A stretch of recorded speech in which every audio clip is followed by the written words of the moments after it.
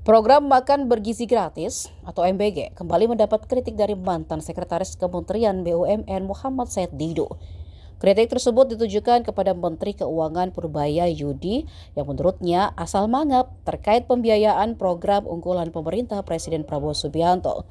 Melalui unggahannya di media sosial X pada Senin 8 Juni, Said Didu meminta Presiden Prabowo melakukan evaluasi menyeluruh terhadap program MBG.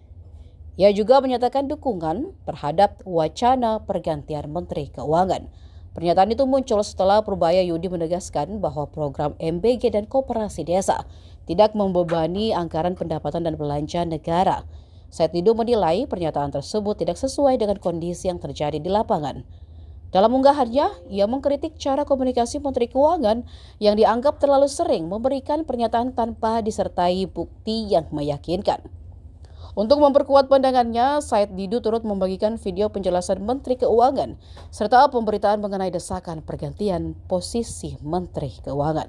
Kritik tersebut menambah daftar polemik yang mengiringi pelaksanaan program MBG yang belakangan terus menjadi bahan perdebatan publik terkait dampak dan pembiayaannya.